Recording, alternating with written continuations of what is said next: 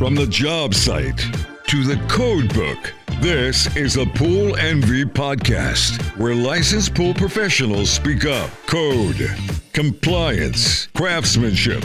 Hosted by Jason Davies, licensed across Wisconsin, Florida, and Texas. Your deep end starts now. Welcome back to the Pool Envy podcast. This is part 3 of our series, Your Pool is Talking to You. In part 1, we discussed the language of systems. In part 2, we discussed how to read the clues. Today, we're going to discuss why those clues matter. Because some of the most expensive failures I encounter do not begin with a collapse. They do not begin with an emergency. They do not begin with a phone call. They begin with a signal. A signal that nobody recognized. Or worse, a signal that somebody recognized and then ignored. One of the biggest misconceptions in property ownership is the belief that the problems begin when they become visible. A crack appears. A breaker trips. A leak develops. A piece of equipment fails. Most people think that is the beginning of the story. In reality, that is often the middle. The actual story may have started years earlier.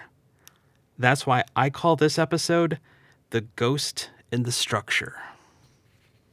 Because some of the most significant conditions spend years hiding in plain sight. Let's start with structural systems.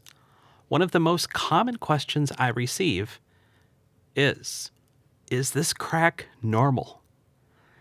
The truth is that cracks are rarely the most interesting part of the story. The interesting part is the timeline. When did it appear? What happened before? What changed? Many people treat cracks as events. I view them as evidence. Structures are remarkably honest. They leave fingerprints. The challenge is learning how to read them. A crack may indicate movement. It may also indicate settlement. It may indicate expansion and contraction. It may indicate changes in drainage. It may indicate forces acting on the structure over time. The crack itself is often the messenger. The story is what created it. Imagine a homeowner notices a crack near a pool several years after nearby excavation work. The temptation is to focus on the crack. But the more important question is, when did the movement begin? Because the crack may have appeared long after the forces that created it. That's one of the challenges with structural conditions. The consequence and the cause are often separated by time. Now, let's talk about electrical systems. Electrical systems are fascinating because they're often invisible. You cannot see voltage. You cannot see electrical potential. You cannot see a bonding grid doing its job. Everything appears normal until it doesn't. A breaker trips. A pump stops running.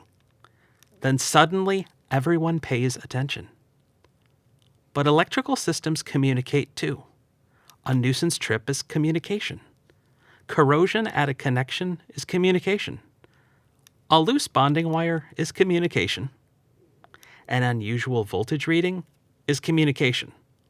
Many people look at a bonding conductor and see a wire. I see a safety system.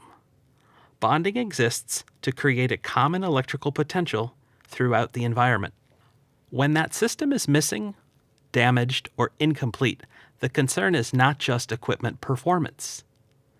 It can become a safety issue for the people in and around the water. What makes electrical signals so important is that they often arrive long before the consequence. A wire gets disconnected during renovation. Nothing happens. A handrail is replaced and never bonded. Nothing happens. A connection corrodes slowly over time. Nothing happens. Years pass. Then one day someone discovers the condition. The warning existed all along. The consequence simply hadn't arrived yet. This brings us to one of the most important ideas in diagnostics. I call it the consequence gap. The consequence gap is the period of time between the cause and the result. And in many cases, the consequence gap is enormous. A ventilation problem may exist for years before corrosion becomes severe. A hydraulic issue may exist for years before equipment begins failing. A structural condition may exist for years before visible cracking appears. An electrical deficiency may exist for years before someone identifies it. The consequence arrives today. The cause may have started years ago. That is why investigations are difficult. The evidence and the event are often separated by time. And because of that separation, people assume the two are unrelated. But systems remember. Buildings remember. Structures remember. The evidence is usually there if you know where to look. Throughout the series, we've discussed clues, corrosion, condensation, cracks, fault codes, leaks, pressure changes, environmental conditions. None of these automatically indicate catastrophe, but all of them provide information. And information creates understanding. Years ago, I performed an evaluation for a prospective property buyer. The pool operated. The equipment ran. The structure appeared serviceable. To most people, everything looked fine, but systems were already communicating. Electrical concerns, mechanical concerns, environmental concerns. Questions that could not be answered simply by turning the equipment on and off. The value of that evaluation was not the report itself.